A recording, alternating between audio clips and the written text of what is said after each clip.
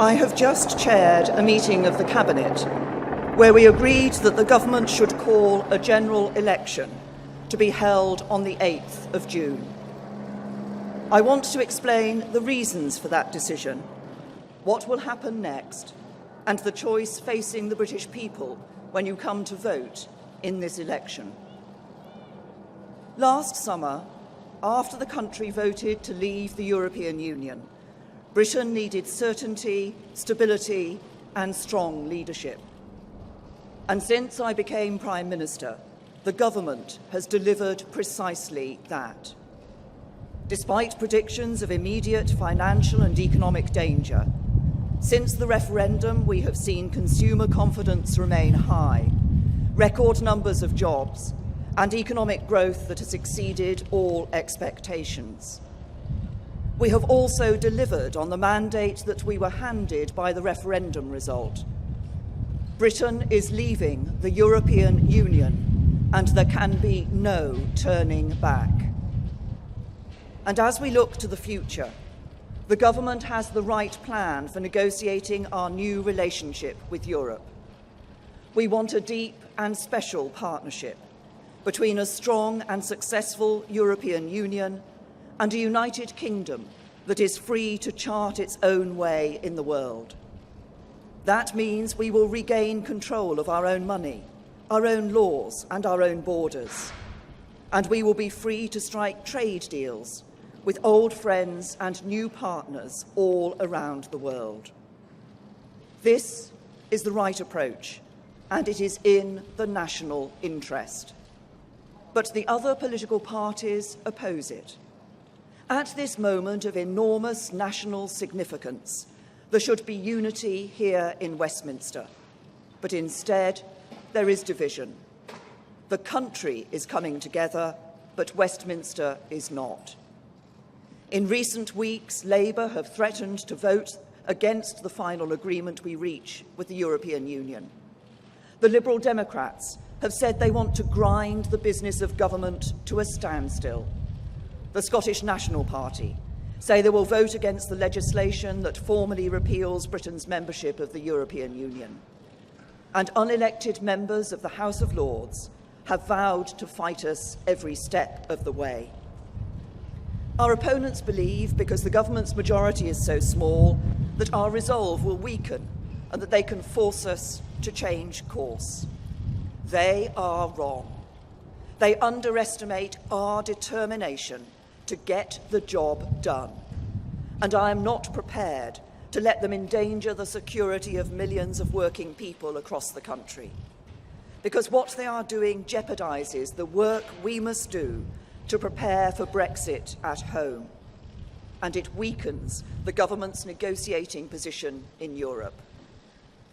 If we do not hold a general election now, their political game playing will continue, and the negotiations with the European Union will reach their most difficult stage in the run-up to the next scheduled election. Division in Westminster will risk our ability to make a success of Brexit, and it will cause damaging uncertainty and instability to the country. So we need a general election, and we need one now, because we have at this moment a one-off chance to get this done while the European Union agrees its negotiating position and before the detailed talks begin. I have only recently and reluctantly come to this conclusion.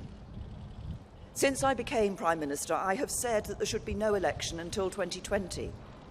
But now I have concluded that the only way to guarantee certainty and stability for the years ahead is to hold this election and seek your support for the decisions I must take.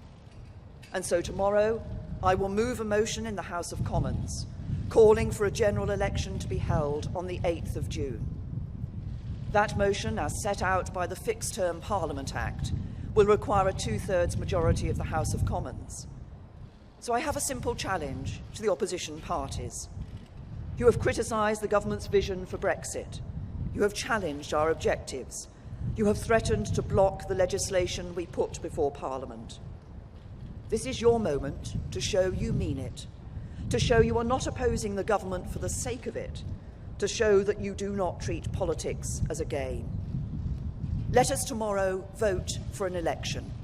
Let us put forward our plans for Brexit and our alternative programmes for government, and then let the people decide. And the decision facing the country will be all about leadership. It will be a choice between strong and stable leadership in the national interest, with me as your Prime Minister, or weak and unstable coalition government led by Jeremy Corbyn, propped up by the Liberal Democrats who want to reopen the divisions of the referendum, and Nicola Sturgeon and the SNP. Every vote for the Conservatives will make it harder for opposition politicians who want to stop me from getting the job done. Every vote for the Conservatives will make me stronger when I negotiate for Britain with the Prime Ministers, Presidents and Chancellors of the European Union. Every vote for the Conservatives will mean we can stick to our plan for a stronger Britain and take the right long-term decisions for a more secure future. It was with reluctance that I decided the country needs this election, but it is with strong conviction that I say it is necessary to secure the strong and stable leadership the country needs to see us through Brexit and beyond. So tomorrow, let the House of Commons vote for an election. Let everybody put forward their proposals for Brexit and their programmes for government. And let us remove the risk of uncertainty and instability and continue to give the country the strong and stable leadership it demands. Ignition. Lift off.